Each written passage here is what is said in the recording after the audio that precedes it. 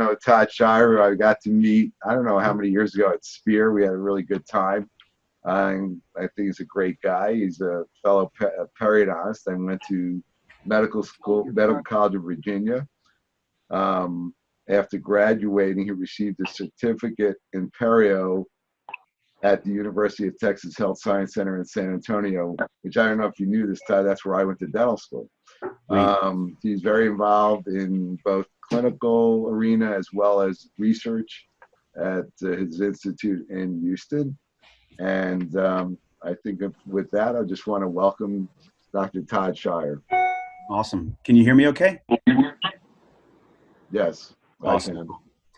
Yeah, well, thanks, Alan. I think that the biggest thanks really from all of us is to you and to get this thing started. I know it's taken years of effort and, I'll just, because I'm going to try to be efficient, not waste anybody's time, I would ask you all guys to mute, and then we can have a little discussion at the end so we don't have too much feedback. As I said, I think that Alan, it takes leaders, especially we all have learned that right now, that as we're going through these trenches, this uncharted territory, that leaders have to step up right away and lead us. So all of us are having to do that ourselves, for our team, for our families, for our communities. But Alan, in his way, has done that for our profession. It takes leaders to think outside the box and say, okay, if we could band together specialists, and actually I think there's room for outstanding general practitioners and great dentists, all alike, specialists and non-specialists, to collaborate and become better. Everybody push each other beyond normal limits. And man, if there's ever time to do that, then right now, it's now, man. It's now. We've got to get going. We've got to figure this out. We've got to take our team, whether, like I said, you can apply this to whatever you're doing. If you're stuck at home and your office is closed, or you work for someone, you're a young specialist working in someone else's office, and that doctor needs to see patients and there's no more patients for you right now, then you got to figure this out too. So all the way up and down the line, if you're in dentistry, you've got to band together, be a leader, and help figure this out. As everybody knows and everybody has said, no one's been through this before. This is uncharted territory for sure. And the only way out, this is from these first couple slides, by the way, I did last week for the American Academy of Perio. And if you were on that last week as a periodontist on this today, it does not hurt to hear this again. This is what you need to live. There is no way out of this but through it. We are not getting through this. We're not going to wake up tomorrow and everything's grand. Sorry. The economy, your office, your own vision is not going to be as good as you maybe thought it was, or perhaps it could be. Perhaps because you have this formidable team that's all stepped up to the challenge. They've gone on furlough. They're going to come back because we're going to get our PPP loan, or if we don't get this PP loan, we're going to get the next one, and we're going to have some capital to reinfuse to payroll to get our team members back to step up to the challenge, right? We're going to do what we've done. I hope you've done it. I've done it ever since I started, because my mentor, my partner, introduced me to visioning the day I started. There was no way to go without visioning your week, your month, your year, your 5, your 10, your 15, your 20, your 40, right? And Mike McGuire is still visioning with us at 40 years in practice, right? And I know some of you on this call, Alan and others, you've been doing this a long time and you're still visioning, you're still pushing. And what do? You rely on your core values, your core value and your core. And the combination of core values, all of those words mean something individually or combined. And it's now is the time to talk about it. Now is the time to know what you're going to do this afternoon when you get off another webinar, tomorrow, right? Next week, the following week, a month from now, 60 days, 90 days, 6 months, 12 months, on and on and on. And then you're going to redo it again, because you're going to have more data next month, next week about COVID. And you're going to have more information to help you make these decisions to carry yourself forward. Foundationally, though, you've got to come up with what works for you, and this is what's working for us, right? So day 2, when I came back, I went on spring break for one day because they closed the mountains in Colorado. I came back. I was supposed not to work that week. That was the week of March 11th. We basically kept seeing patients because no one was shut down yet. So we had a half a month of full blown, other than I was not seeing patients because I was supposed to be on spring break. And that week, as COVID hit us everywhere, and no more near like what Alan and Bobby, those guys are going through up in the Northeast. I mean, God bless you, you get through this, you be safe and be smart. And when it's due time to come back, when it's safe enough to come back with a plan, come back with passion, responsibility for the team. These things are so meaningful to me, but there's things that are meaningful to you that can drive you through, right? Passion, without it, nobody will be fully engaged. Your team will not be thinking it like you are unless they have passion about it, right? You've got to have the passion and leadership to instill this engagement that even in the time of dire peril, we will have passion to carry us through. And right after that is responsibility. There is no room for conduct that's millennial. I'm sorry. It is time to step up and have responsibility for what you do, when you do it, how you treat other people, and you get it done. And you do it good, and you try to do it better, and you go beyond, and you carry through. Because as I said before, the only way through or out of this is through it. That's the only way we're getting through this, right? Power through and growth. I don't care if we're all going to come back as a smaller business. My practice, which is a large practice with 3 doctors, is going to be smaller. It's smaller right now. I mean, I'm looking at the profit and loss every day on our emergency care, and we're in the hole $100,000 this month. Right? We've shut off a lot of expenses, but we haven't shut them all off. We still had some payroll to take care of, right? Because we paid everybody for 2 weeks as we shut down. That was a decision we had to make, and it hit us, right? We had a lot of payroll in April. We furloughed as of April 6th. And, as I said, we're in the process of the PPP structure, but who knows, right? And we've got to make these decisions. But when we get done with it, when we bring our team back and we're seeing patients again, and whatever that new normal is, we must then be thinking growth, right? We must be thinking growth. Without it, no one's really going to thrive after this. We're not going to sit around and suffer in this new perspective. We need to get global and think how we're going to regrow this for your city, your town, your state, your country, and then the whole world, right? Let's not be beholden to what's bad out there that we're having to struggle with in the media, like what China did or didn't do, all that stuff. I mean, let's get past it. Let's power through this and figure out what we're going to do for our practices. And I'll say it again, the only way out is through. The only way out is with a team that's behind your leadership 110%. Do things with and without your team like you haven't done before. Like we're sitting here again for another webinar and listen to me, rant at you. You're saying, whatever, man, I'm going, this sucks. I mean, I don't have a PP loan. I don't know what I'm going to do. They're telling me I'm shut down until the end of May, whatever it is, as bad as it is for you, you got to power through, right? You got to think of new ways, like probably everybody's doing Zoom meetings for your team, bringing them together. The 5 of us that stayed. We lost you, Wendy. I have been doing outside projects, painting my house, and just so you know, I did fall.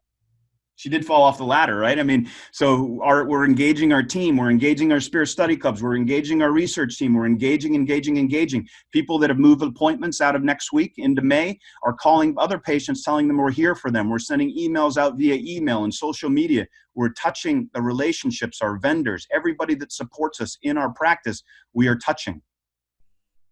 So there's no room for idleness. There's plenty to do.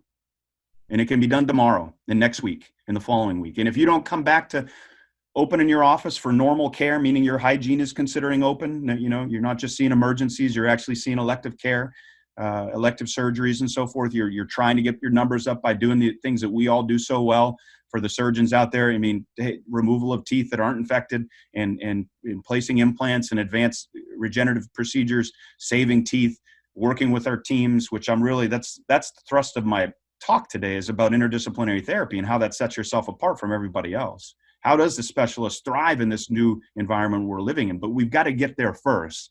And I wanted to show these few slides again because, and I've modified them because I modify them every week because my plan has changed, right? My strategic plan for growth and change in this new environment we're going to live in is different today than it was last night when I went to bed. And it'll be different tomorrow. It'll be different on Monday. And I have a team around me that supports it. Dr. Rossi, Dr. McGuire, and a bunch of other teammates are on furlough right now that are just anxious and can't wait to get back because we've told them they're going to come back stronger and better, providing better care for our patients, differentiating ourselves as the best periodontal provider that a patient can find, right?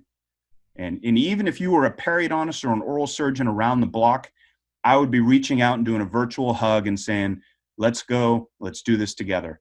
It's not about the competition with restorative dentists doing implants or whatever that we've seen on this thread about concerns with educating dentists to do surgery. Trust me, man, if you're worried about that, you're worried about the wrong thing. If you're worried about being the very best surgeon you can be, then you're going to want to train GPs to do better surgery because they're going to do it with or without you. So why not at least have the opportunity to teach and influence them?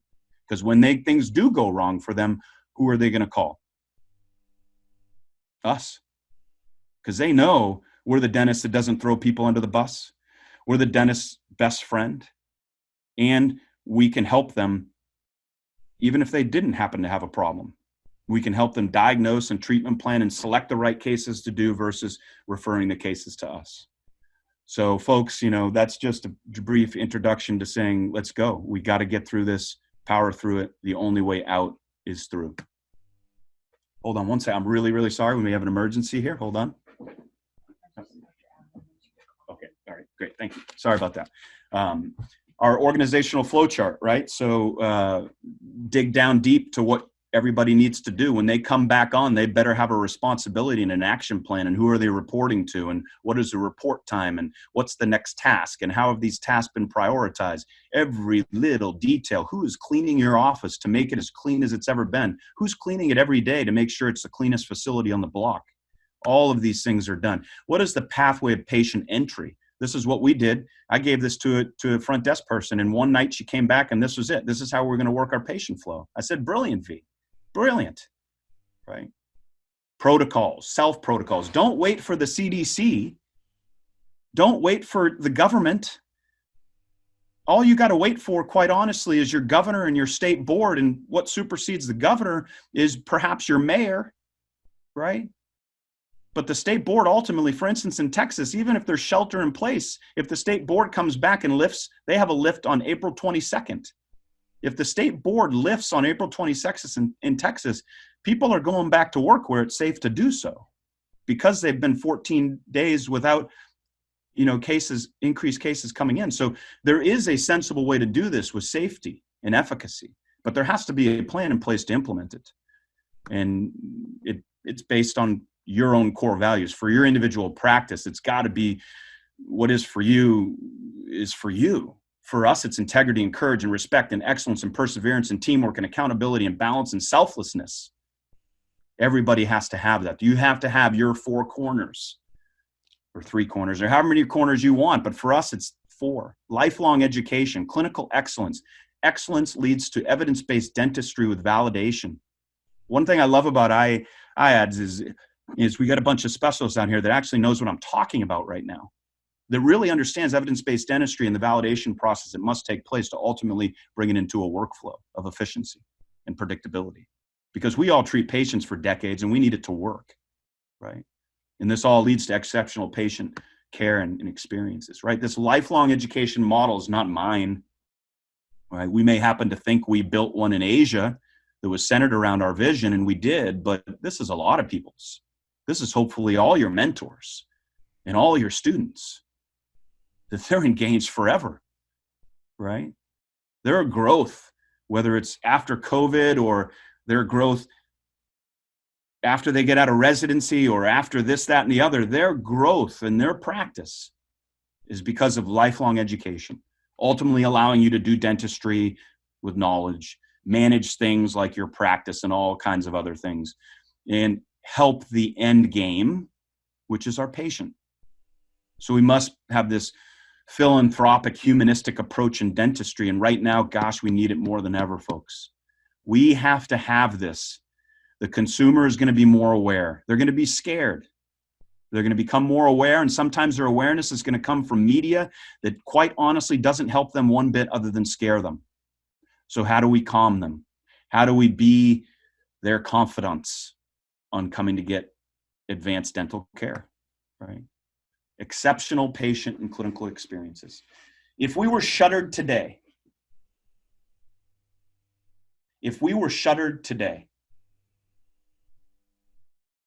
would our customers miss us? Why? And how long would it take for somebody to fill that void? This quote, not mine, is very powerful. If we were shuttered today. Everybody that's read this quote, and when I learned it, we weren't getting shuttered. We were just thinking about it. We're shuttered. We're beaten down without a budget.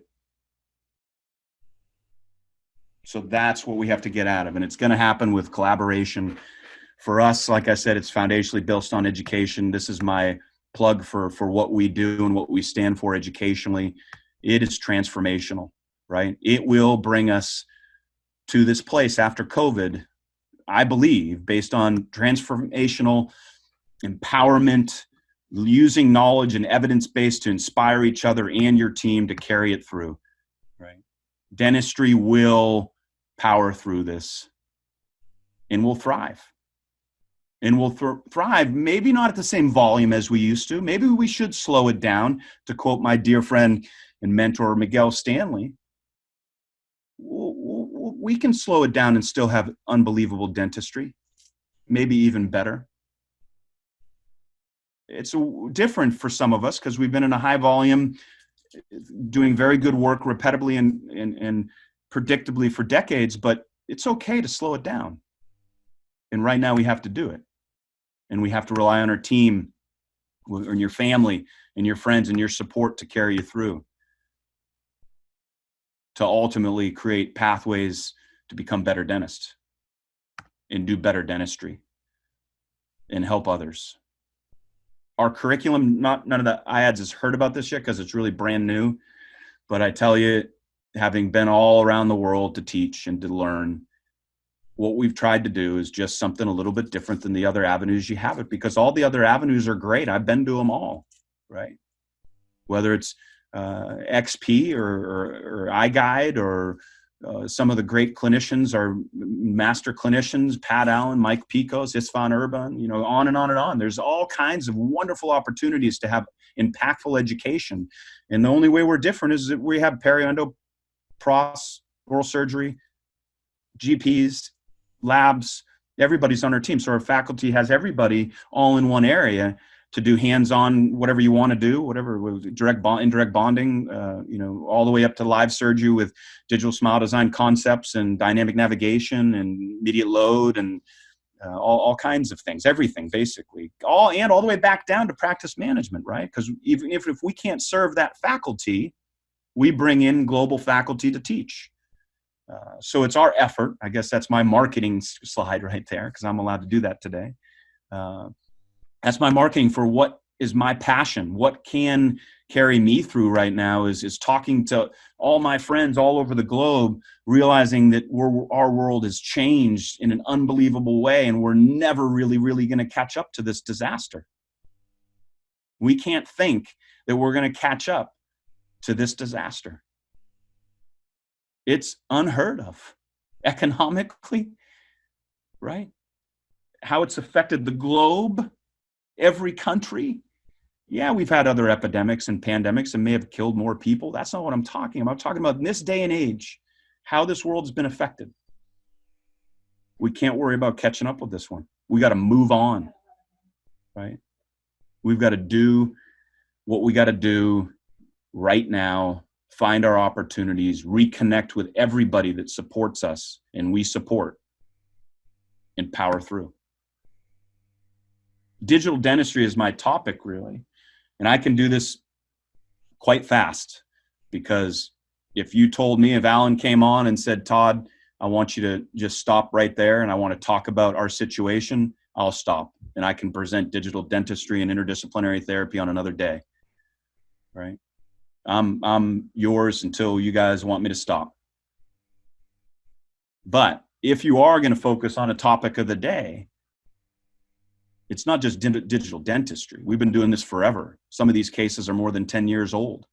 Immediate load in the maxilla, right? Over-engineered with too many implants for today's standards. But these are cases that we use digital dentistry to plan for, implement, deliver a prefabricated prosthesis that fit, because we built contingencies into the fit, that we can do better today and we can actually do really in 24 hours, right? With the technologies like PIC, P-I-C, right? This type of impression method with the right sophisticated lab to deliver a restoration that has fit unlike any other restoration, and then actually cementing the restoration on top of that bar. Unbelievable. And I'm not going to talk about PIC today, but if you don't have that on your list of things to talk about, USA, man, you better get after it, right? Especially you prosthodontists and labs. I, as a surgeon, am going to have one to lend out to my dentist to do full arch dentistry, right? And it costs a lot of money, and I don't really want to buy it right now, but you know what? I need a differentiating factor. So think about what your differentiating factor is in digital dentistry. Think about how you can go above and beyond the technology that exists to level your playing field. Never replace these new things, innovations, until you have some science and evidence. Or if you're a scientist or an evidence-based person that's actually researching it, that's a different deal. But if you're not, and you're relying on others to support it and show you, it takes longer, right? So sometimes you have to take a risk if you're going to do something on the early side of things. All these things in front of this screen are not early. This is real time, man. Dynamic navigation, robotic surgery, CAD CAM, PIC, digital charts, digital offices. All this is today. If you're not doing it, start doing it now. Get your team doing it tomorrow, next week, next month, whenever you're coming back. Understand these concepts that you hear. Anybody that gives a talk on digital dentistry gives this talk, right? They start with best in breed to get the concept across. This is a top brand or dominant product or service. Think of Kodak when film was around, right? Kodak, right? Now think of today and think about open and closed architectures, intraoral scanners. Which scanner allows you to use the STL files for whatever you're doing? Can you be used anywhere, openly? What scanners would limit you on what you can use that intraoral scan for? These best in breeds, these new things that come to the market that people don't quite understand, but they're new and they're exciting, have incredible leadership, and they're associated with coming on board fast. How are we going to differentiate ourselves? These are good. They're still awesome. I can't wait till the next best in breed comes out, right? The iPhone. DSD for me, it excites my profession so much now because I got a team of DSD folks, not because I like the DSD marketing of it. And I'm not trying to market anything right here. If you guys know me, you know I'm not trying to push anything specific other than digital workflow on a platform that I can communicate with every dentist in every lab. And conceptually being able to tell a story to a patient better than I could tell before. So I can increase case acceptance for me, for the restorative dentist, for the lab technician, for the prosthodontist, for the oral surgeon, for the endodontist, for the orthodontist, if that's what it takes. Because that platform has allowed me to look at everything together. So today, though, we're in this, quite honestly, we are in one heck of a shit show of disruptive innovation. Right? It has never been more disruptive. Really think through this statement, because this is disruptive innovation on steroids because of COVID, an unanticipated transformational change, displacing existing firms, products, alliances, offices, dental offices, not coming back because of their time in this game. This hit them too hard and they're not going to make it. Every industry is going to have those that fall. Those that come back are going to have to figure out a better, a more efficient, I hate to say cheaper, but more efficient, right? Looking at our finances, our profits and losses differently, more frequently, right? KPIs. If you all don't look at KPIs all the time right now, it's what keeps me up at night. Because I can't find one. You can't find the KPI. But keep looking. Because we're going to get there. We'll get faster. We'll be able to use our COVID protocol faster and better and rebuild. And good enough will not be good enough. Right? We must focus on collaboration between the prosthodontist or restorative dentist, the periodontist and the surgeon, and all the other specialists to create something that's better For me, again, not a commercial here. If I simply put in digital workflow, that would make me less obligated to one system. But quite honestly, I don't have another system to support collaborative dentistry in a digital manner in a simple way other than one or two companies right now, right? So use one or two of those companies to use your digital smile design, not necessarily DSD, but get my digital workflow, digital treatment planning, digital communication between laboratories and specialists to bring it all together in a visual manner so that the patient and the dentist can utilize that digital technology to print templates, have the patient wear something in advance of deciding upon a treatment plan. That's really what I'm talking, a full digital workflow to allow for emotional dentistry where the patient can literally wear where we're headed. They can wear the mock-up, right? And then letting the interdisciplinary team work together to become more efficient, more powerful, bringing the strengths from each together. That's what IADS is so great, is because we all get it. If every day I could work with a prosthodontist, my prosthodontist, my orthodontist, my oral surgeon, my restorative dentist, my dental lab technician, and my team, and know that we can all do this case together, I wish I could do that every patient, right? As a periodontist, it's not realistic, right? In the past, it wasn't realistic. I had to do a lot of perio. And I still can do a lot of perio, don't get me wrong. What I'm saying is I get the patient, I'm doing the diagnosis and treatment planning of everything because the dentist isn't necessarily doing that. And I'm not really disclosing that to the patient because I don't want to step on the restorative dentist's toes. So I'm kind of tiptoeing around doing my job and just taking care of what actually needs to be done for health and function. I wish every case could be treatment planned for function, health, and aesthetics, right? Opening up video wherever it's needed, treating the joints in the airway every time, right? And I believe we can get there. I believe maybe now is our best opportunity to slow down and differentiate ourselves as dental specialists that are going to do it the best way every time. Embracing and discovering technology to set ourselves apart and differentiate ourselves from the person around the corner. And the next up, we're going to start a randomized controlled clinical trial on artificial intelligence this year. Even with COVID, we've already signed the agreements. This is confidential and I can't tell you really anything more, but I'm telling you the future is super, super bright when it comes to research, tissue engineering, artificial intelligence, digital dentistry, and on and on and on. So let's feel comfort and confidence in that, is that we're headed someplace where we're back to thinking big and bigger. This is an old case. Looks cool because you've had all these STL files, the denture, the virtual wax up, the implant positioning, the surgical guide, all this stuff used to print something preoperatively to put in the patient's mouth after a complex surgery, and it actually worked with slop to help us with contingency to make sure things fit, right? With lots of tons of planning on the upside with the prosthodontist. This prosthodontist happened to be David Goucher, so I have total trust in him understanding vertical space and for the restoration and the plan and the copycat dentistry, going from virtual to reality and going back and forth between digital and analog to trust but verify. I get all that, right? But that's an old case now. Now we're doing things even different. And again, it's our digital journey. And my journey happened to have with a commercial entity. And I wish for you check it out, because I'll never practice another way. This is a team we lectured for a few weeks ago. Now all of a sudden my team involves my team here in Houston, orthodontist Pros and me, and another orthodontist and oral maxillofacial surgeon from Sao Paulo, because I met him at the DSD residency, and we thought ahead of DSD, and we said, you know what?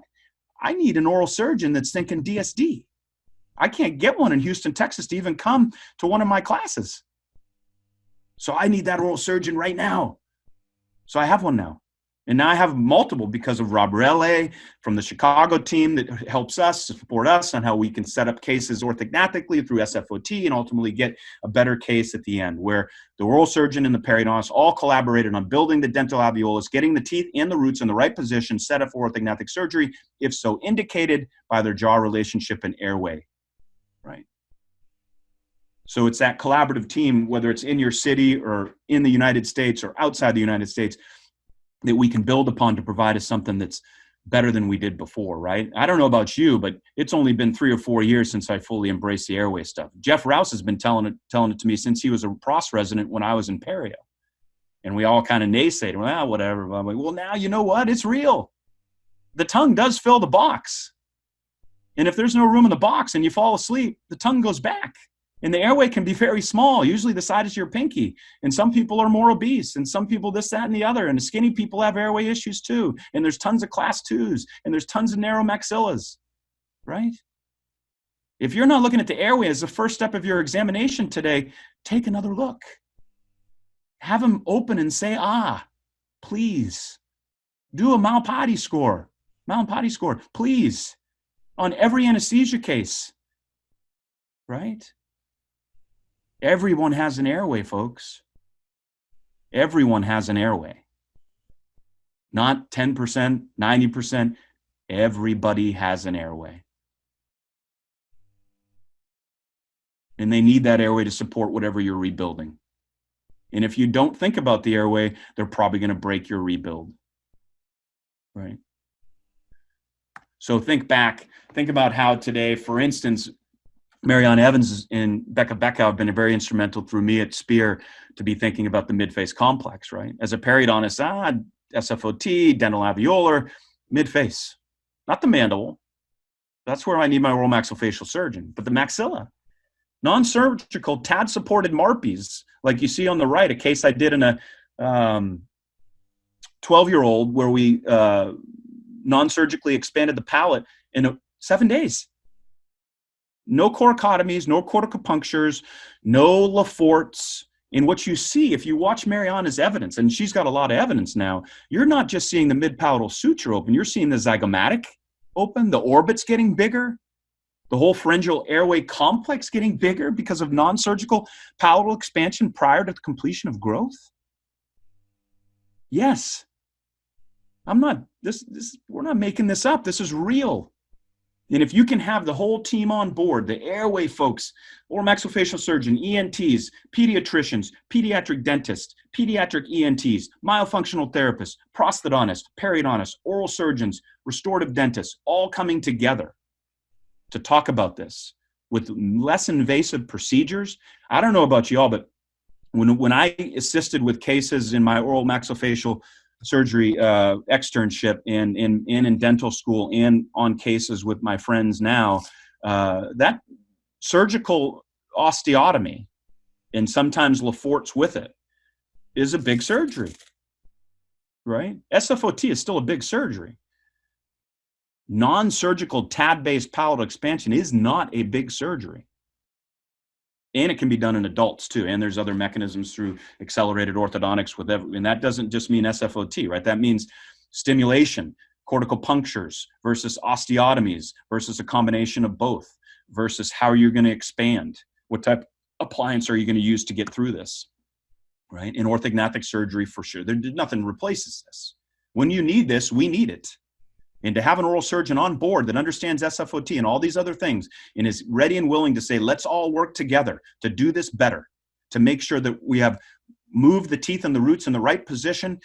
Instead of doing decompensation, we're compensating, we're creating less involved orthognathic surgeries at times because the whole team works together to ultimately perhaps maybe do a 1-jaw surgery versus a 2-jaw surgery, right? We fixed the maxilla, we didn't fix a mandible, right?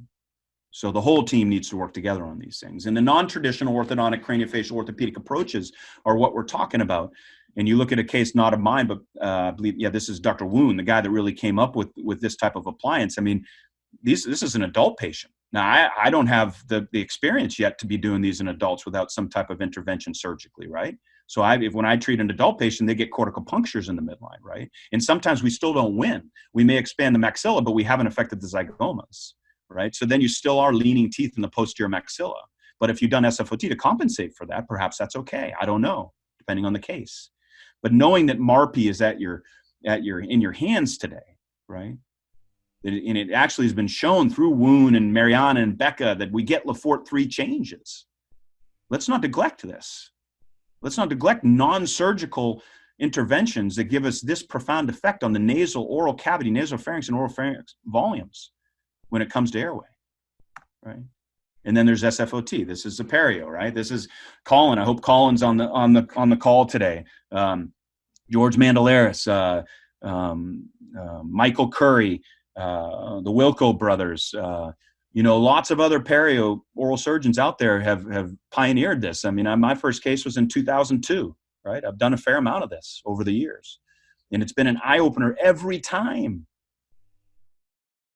But I want to show you a current case. I really did this for y'all. I want to show you some cases that are in treatment, that are today's technology. And if you happen to watch our interdisciplinary talk a few weeks ago, some of these cases are the same. But I think, that's the discussion of the day. How are you going to organize your multidisciplinary team to drive home these concepts of more minimally invasive therapies or not minimally invasive? Let's be honest, SFOT and orthognathic surgery, even though we have minimally invasive approaches today, we don't necessarily have approaches that aren't big surgeries, right? Because sometimes you need access. For instance, in SFOT, if you need to graft, you need a flap. We do some tunneling cases too, but that's usually in cases where we've got some buccal bone and we're just going to use connective tissue and some type of biomatrix, like the SMART technique. But full-blown coracotomies, if you like this case, if you got thick buccal bone and you need some mustard to get these teeth moved and expand the maxilla and so forth, then you need a bigger flap. Unless you have new technologies to help you along, and that's the case I'll finish with. We may have some case where the buccal bone is so great and the risk is so high that if I could do minimally invasive coracotomies because of the guidance and digital technology that allowed me to do it on a predictable way, then maybe I'd pick a flapless approach. But without the digital technology, we can't do that. And the digital technology has to incorporate the orthodontic plan in it, and not just the crowns. It has to be the roots, right? So we have to have some method. If you looked at historical Invisalign, for instance, aligner cases, the ClinChecks don't have roots until now. So MARPI and SFOT, these are two things that have really changed our team, right? Dramatically changed our team's ability to help patients and help airways and work together in a collaborative team and expand maxillas and change periodontal biotypes and set patients up for orthognathic surgery that ends up being better outcomes for the patient and the team. To be able to expand arches in straightforward cases is unbelievable, and I'm not going to focus on that. That's what folks like Colin and George have shown so well and so eloquently over the years, is that this stuff is unbelievable for simple cases.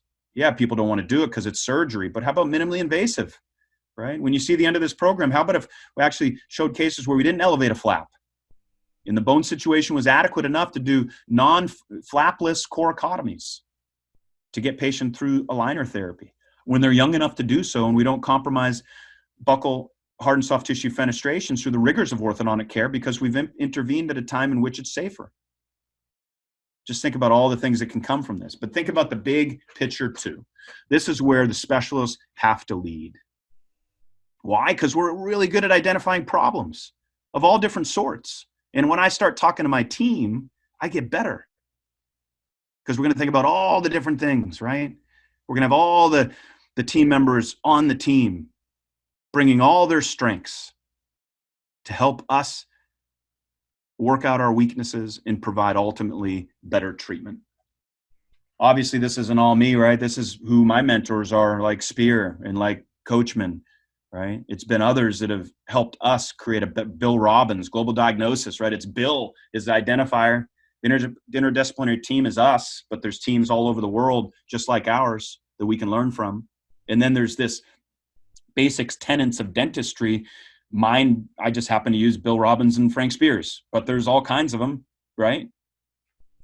And they're all basically, hopefully now, airways included, but it's functional aesthetics, right? Function's important, but if we have good functions, both facially and dentally, we're going to have better biology and better aesthetics, right? So we can work within this workflow with our team to ultimately still come up with the optimal plan for each patient. And digital technology is what will get us there. I want to talk about SFOT because I'm a periodontist, and I think that's the value added that I can bring to you. But all of this is based on digital dentistry and being able to see before we treat. Like on the left-hand side, we see those fenestrations, but guess what? Those teeth have bone on them. You see the root prominences, but I can promise you these teeth all had buccal bone. So they had buccal bone in there outside the alveolar housing, and they haven't been through treatment yet. And they have airway issues. How are you going to start? SFOT. Move the teeth into where bone is and soft tissue. And no, you're not going to get perfect bone, but you're going to get more bone to support the teeth and the soft tissue and set them up for a 2-jaw surgery, right? And you're going to do this all digitally. So let's start with a case because he's a relative of mine and he really hits home about airway and how we got to focus on airway and how we can deliver complex therapy with a digital workflow using surgically facilitated orthodontic therapy and Invisalign trays. Phil is a dear friend. He's an attorney for Duke University. He's a relative of mine through marriage. And more than 10 years ago, he started to have dental pain for the first time in his life. It was number 14 and 15. And he'd call me or email me and say, Todd, man, I went to the dentist. I got a root canal and a crown. He'd go again, another root canal and crown, still pain, ibuprofen every day, carrying on for years. And I'd tell him, I said, Phil, you just got to come down and see me or go see my friend Lyndon Cooper at UNC or, just so he'd kind of fish around and deal with his pain and get back to work like most people want to do until it was until it was acute TMJ pain, right? So acute left TMD, acute dental 14 and 19, post-endo retreatment, post-second crowns, post-second opinions, post-Lyndon Cooper, post-oral maxillofacial surgeon, right? You get the picture, right? And I say, Phil, I want to help you, but the only way I can help you is if you come to Houston. And you're going to see me, the orthodontist, the TMJ specialist, the orthognathic surgeon, the prosthodontist, so we're all going to come up with a plan in a day because that's what we do. And if I can't come up with a plan in a day, then I'm in the wrong business. If I can't help my patients in 4 to 6 weeks, I'm in the wrong business. Right? So we got to see you and collect our data, digital and analog, and make some decisions. And what came to us before he ever came, I said, Phil, you got to go to a sleep test. I don't know if you've read through this while I'm yapping here, but his AHI was 60. 60. Let's look at him. Lots of wear, lots of infraction, gingival recession, anterior open bite. Joint, molar function. Patient claims he never had an anterior open bite till he got to be 50 years old. Now, I don't know what's up with his joints yet, but I can tell you one thing. He's got a tongue thrust and he's got an airway issue. And his airway issue is enormous. It will kill him. 60. He needs help. And it's not a dentist figuring out number 14 and 19, folks. It's a collaborative team looking at the lingual tori, looking at his wear, looking at his macroglossia, looking at his open bite, right? Getting a sleep test and working collaboratively between us and Duke University to come up with a plan. I said, listen, Doc, what I need for our team in Houston, because we're going to set this case up for Invisalign and SFOT, he's going to fly down, he's going to have this procedure, he's going to go back, he's going to wear his CPAP, he's going to get through SFOT with Invisalign. He's going to be set up for a 2-jaw surgery, and we're going to help Phil. And he's in. Because in this 10 years, not only did Phil get dental pain, joint pain, and all the dental stuff we just saw as far as open bite, he's depressed. He fell asleep in his van and hit someone head on and rolled his van. He's a high-functioning attorney. He needs help. He's got a AHI of 60. And we can help, and the dental team is poised and positioned to help this guy. And if we get a letter of medical necessity, perhaps we can even file some of these dental procedures to medical. Certainly the orthognathic surgery. But see this letter? Because I wrote it, and I handed it because I told him I needed a letter of medical necessity. He said, well, give me one. I never really done this for a dental. Okay, well, here you go. He continues to have dental open bite as well as associated oral and dental issues, oral pain, gum recession, bone loss. He is evaluated for potential surgical treatment of these associated oral issues. Why? Because medical wants a sleep test. They want you to go fail on your CPAP. They want you to jump through hoops to get healthy. I'm not working like that. I want to help my patients regardless of what insurance is going to pay. And yes, I know you can say, well, Todd, that's just not realistic. It's not realistic, but that's what I strive for. That's my high why. That's what I'm shooting for, is I want to help my, he's not my brother, but he is, because he's my relative. I want to help my brother out here. I want to help save his life at 58, almost 60 years old. I want to change this open bite. I want to help his periodontium, and I want to help his airway. Here he is set up for Invisalign. He's back in H-Town, right? He's going to see my orthodontist to deliver buttons and liners. He's actually got a nasal cannula on, so this is in my office. Here's his clin checks. You're seeing his first clin check here. This is the most dramatic one because it's going to address the anterior open bite. The prosthodontist and gnathologist on the call here today will notice that we're also going to have some joint seating for sure once we get the muscles relaxed. He was on a deprogrammer before we saw him for surgery. Here's the surgery. It's a big surgery, right? This is for an oral surgeon or a periodontist or a GP that does a lot of surgery. This is big mucogingival flaps. This is getting it over the tuberosity up to the zygomas, because oftentimes we use bone plates, right, for posterior intrusion stuff, right? This is mid-palatal coracotomies or corticopuncture, sometimes with an expander, not for Phil. We're not going to expand it that much because he's an orthognathic case. We're going to move both jaws. Once we get them, the dental arches aligned, the anterior open bite corrected, then we're going to do orthognathic surgery. Connective tissue grafts in the bicuspid regions where the recession was, and pretty simple bone grafting because this patient doesn't need a lot of bone. So this is purely just a matrix of allograft and some more mineralized content and platelet-derived growth factor. Right? And then a simple collagen membrane, nothing cross-linked, just something simple like Collatape saturated with PDGF or Imdigain over it and simply sutured together. Right? Here you just see the before and after coracotomies, and I still use a round burr, so I'll use piezo surgery and then a round burr everywhere. Buccal and lingual. I usually do them buccal and lingual. Right? I want it everywhere. A lot of people just do it buccal. I like it lingual. Sometimes I don't elevate a flap on the lingual.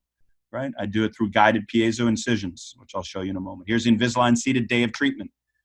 1 month, back up 1 week before he leaves Houston. He stayed at my house, so I've got some cool pictures. They're not in this presentation, but I took pictures of him daily. And when you talk about black eyes and bruising to the sternocleidomastoid or down the sternocleidomastoid to the clavicle, these are the type of cases. But he took nothing more than 800 milligrams of ibuprofen, no steroid.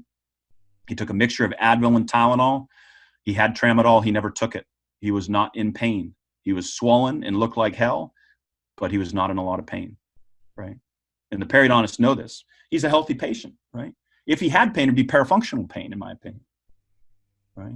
Otherwise, he's a healthy guy.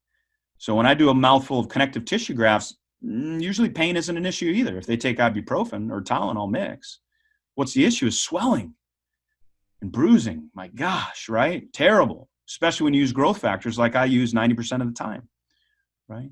Because I know that it's going to create a wound healing cascade that's going to be quite violent in the first 7 to 10 days. But I want that. I want those cells at the party, right? I want that recruitment, that chemotaxis, that effect on differentiation of cells, right? And I know as a periodontist that I'm going to use one growth factor if I want to grow bone. I'm going to use another growth factor if I want to grow PDL, cementum, and bone. And I'm going to use another type of growth factor if I'm going to do something else. And I have a pedigree and a decision tree that I've talked with a lot of you about on how I use these. And I'd love, when I come up to the Northeast Society to do their meeting, we're going to get into that because like Bobby Horwitz and some of you guys, I mean, Alan, let's have that discussion, right? I don't disbelieve in autologous growth factors. I just want to have the conversation about the data, right? Let's discuss the data, and then we can talk about how I'm going to use one versus the other. 1 month. Invisalign. I took out 14. I had done a root amp on it 2 years before. His pain went away as far as his tooth pain. Did a mesiobuccal root amp. Shout out to all the periopros guys out there. Mesiobuccal root amps, still do them almost every month, right? Because we saved teeth for years beyond. For Phil, I only saved it for 2 years, and I took it out during SFOT. Second set, so I did the surgery in June. This is September, 3 months. Doing a new, now it's being done by Dempsey Smith in North Carolina, orthodontist in Durham, North Carolina, unbelievable orthodontist. He called John and I, my orthodontist. He says, "What are you guys talking about? You're going to do this with Invisalign?" We're like, yeah. Rick Robley, he's shown us how to do this. We've done some Invisalign cases, simple cases. We can do it. Trust me. We got it, right? We change the trays every 3 days. And this isn't, it's not like I've done 1 or 2 cases now, right? We've done over 25 cases with Invisalign. We've done over 250 cases with braces, and that's just me. That's not Dr. McGuire or Dr. Rossi or other surgeons that help John or other surgeons that help other orthodontists in Houston. We've done a boatload of this, right? Yeah. When you combine George Mandelaris' and my work, we're coming up over 1,000 cases, right? This is no small number of ends, not with Invisalign, sorry, with braces and Invisalign. But we're working right now where we're approaching up to 50 cases with Invisalign, and the cases that we're doing with Invisalign today are very, very difficult, where we're surprising ourselves by the results. 3 months.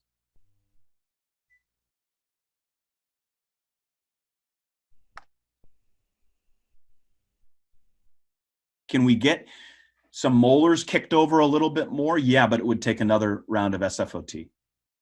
Do we need to? No. Last set of trays done in, so it went June, September, December. So December we did these set of trays.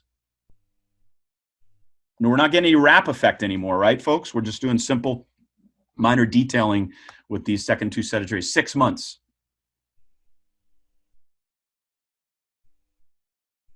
Before on the left, the periodontium looks beautiful. And this wasn't really a huge graft case, right? This is a setup to now move 2 jaws forward to save this man's life. Here he is. Phil's 6'8", 280 pounds, big teddy bear. My brother-in-law has a twin brother. They're both 6'6". These are big Virginia boys, big Southwestern Virginia boys. And this was a big surgery, right? But look at this. Game changer. This is January, I think. January or February. 12/17 is his date, but 1/18/2020.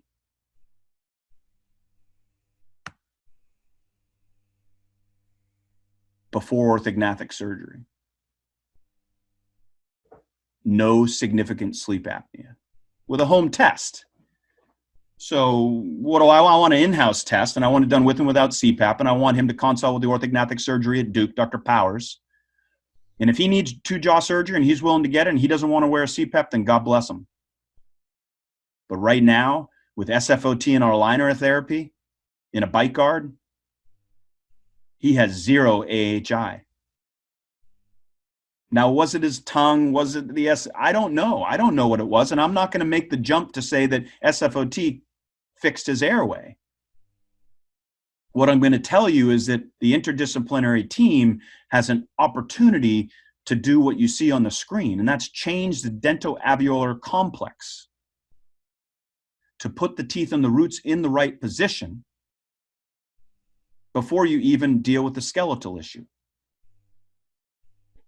And these surgeries for the orthognathic surgeon become easier. For the patient, they become less involved, less jaws, less osteotomies, multiple piece mandibles to 2-piece mandibles or 3-piece mandible, right? Because of MARPI and such, if intervene in the right point in time, less multiple piece Leforts. It matters for a patient. If nothing else, please bring your collaborative ID team together, because with a team approach, we can do better things. Less invasive, less costly, better covered with insurance. But really the bottom line, it's the patient and it's their airway and it's their health and it's their function, right? All of these things will have positive effects on our healthcare system. But as dentists, we want them to smile big, eat well, and be very happy with what we bring them. And nowadays, as dentists, if we can change people's lives by focusing on their airway, awesome. And I know I have this case, and I'm running a little long as I always do, and I don't want you to miss it. But Alan, can you come off mute real quick? And I'm over time right now. How long is this case? It'd add, another 10 minutes. You got it. Everybody, I can always do it. I can do it another day, but let me run through it. Now let's do it. All right, come. Okay. All right, so you need a digital workflow. You guys all know what this is. I'm not going to tell you all the components of a digital workflow, but you need it either sophisticated or not sophisticated. You need a platform, a software platform to use to show this to your patient. You can do it simply with an app, or you can do it real time like a prosthodontist or a planning center would do it for you, facial scanning, using all the technology to create a treatment plan. Back to the periodontist here. We got a case with very aggressive periodontitis, early onset aggressive periodontitis. This is on the left, it's before treatment with another periodontist. On the right, it's after treatment with the periodontist, and now they've been referred to me. The treatment plan from the previous periodontist was ortho, but they didn't trust them because the patient's upper front teeth were loose and they had some complications with the implants in the lower left quadrant. You'll see that why in a moment, but nonetheless, periodontist did a good job getting this guy cleaned up the best they could, got out some hopeless teeth, and now we're going to take over as a collaborative team. This is how the patient presents to me. Caries, still 7mm probing depths on the lingual of the maxillary incisors, and still some 5 probing depths and furcation involvement in the molar regions. The prosthodontist is going to set this case up with mock-ups from DSD. We're going to do some endo on that one tooth that has pathological tooth migration. We're going to use digital matrices to help us with this mock-up so we can do it for aesthetics or function. In this case, it's a functional mock-up, right? Because we're going to put them in temps and we're going to put the patient through SFOT and Invisalign. So the patient has to be cleaned up more so than periodontal surgery from the previous periodontist. Now they're going to have full mouth flap osseous surgery with coracotomies, regenerative therapy, Invisalign, designed all digitally. Here you see the digital design on the left. Basically, this is what you'd call the mock-up. You'll see in the occlusal view, it's out facial before the teeth have moved. So you're going to put this in the patient's mouth on top of the old tooth position before the orthodontic tooth movement. Here we're just doing the emotional mock-up. So this is where the patient gets to see it for the first time and actually with their spouse or whoever really gets to put on them what we're going to use to end. Right? So we're going to put in the prosthetic design, the digital design in the patient's mouth, let them function, videotape them, and then show them that video and watch their eyes light up so that they can accept where we're headed, right? Pre-surgical mock-up. And then you're going to look at, I'm going to skip over these videos, but this is really, really important for you all, is to understand that we have unbelievable technology today. This is a beta guide that I've set up. You see now the ClinCheck within the same platform. So we're taking the crowns of the teeth to see the ClinCheck that the orthodontist is so used to. And then on the right-hand side, we're seeing not only the ClinCheck, you're seeing the virtual prosthetic endpoint. You're seeing the coracotomies safely positioned if you wanted to do a flapless approach, or if you wanted to teach a resident how to do these cases for the first time, you could use a DSD guide, SFOT guide. Right? But on the left-hand side, you see the ClinCheck. So you can bring the STL files in from your intraoral scan in your ClinCheck to the DSD planning software to ultimately work all together with the orthodontist, the oral maxillofacial surgeon, to come up with a SFOT guide. And this, the power of this to me is not so much its digital wow, it's the fact that we can really, really teach better. We can take a resident that hasn't done 100 SFOT cases and let them do one with some control and outcome variables that we can measure, because we can rescan this patient literally, put their guides back in, and put metallic markers in the slots for the guide to really see the performance standards that have been executed by a resident, right? So that's powerful. Here you see, like implant treatment planning, you're going through all the cross-sectional anatomy, the sinuses, the nerves, the apices, do we need to intrude? Do we have buccal bone? Do we have lingual bone? All carried back to the patient to be able to deliver this in a safe and predictable manner, as you see here. This is the first SFOT guide I used. It was done in February before this COVID storm hit. And, I had problems. Why? Because it's the first time I used a guide like this. I had to release some flaps in places. I had to adjust the acrylic on the intaglio surface. But guess what, guys? Guess what I'm planning right now? This with dynamic navigation, so there's no guide. That's next. But this for February was pretty sweet, because I'm thinking to myself, think of all the residents we could touch with this. Think about even not the residents. Think about Alan and Mike McGuire's peers that maybe don't do SFOT, right? They just never did it because they do a whole bunch of implants and connective tissue grafts. They don't do a lot of SFOT. Well, how about coming to a course and snapping in one of these guys with your own hands and learning how to do this on a pig jaw and then seeing it done on a patient with predictability. And then letting me take a CT scan right after the surgery to show you how we performed, just like we do with dynamic navigation in a value nav. I know Dr. Horowitz knows all about that, right? You can check your performance standards. In these surgeries, when have we been able to really, truly check the performance standards post-operatively? Yeah. And here you see the periodontal enamel matrix derivative going on. You see the quality of the bone on the facial aspects of those teeth. If you remember the FMX showed near 90% bone loss. Well, those are PAs. They're not that accurate. It didn't show the buccal bone. It only showed the lingual bone loss and the widened PDL and the pathological tooth migration. Those teeth actually we're going to save now through periodontal regenerative efforts. Look at the wear on the canines. This patient's an airway case. Look at the calculus on the distal buccal root of number 14, right? The periodontists did a pretty good job, but they missed some calculus, right? Imdigain. Xenograft collagen matrix tunneling with the SMART approach in the mandibular anterior region for implants 23 and 27. Same day of therapy, Invisalign trays changed every 3 days, 1 week post-op. That's allowed us to do things differently. Case 2, breeze through it. Sorry, 2 more minutes. This one's awesome. Orthognathic case, airway case, facial scans, the importance of facial scans, mock-up day in the office. Prosthodontist, my prosthodontist does this day of. You come in, photos, digitize in, staff workers working on the mock-up, showing them on an iPad what they can look like. This is a young judge. He can afford to fix his teeth. He's lost a lot of teeth in his short life because of his airway and his occlusion, right? Deep bite, pathway wear, restricted bite, right? Cleanup. Dynamic navigation I use to put in implants. Then we're going to enter the DSD planning. We're going to go through these post-treatment design, emotional mock-up. That's him mocked up. Implant treatment planning. I use Nemotech and transferred it into the STL into dynamic navigation for dynamic navigation surgery done here with a course. Here's the unbelievable thing about this is here's looking at the whole treatment plan. The color-coded teeth mean these are either prosthetically affected, implant affected, not prosthetically affected with light dentistry, or left alone, the green.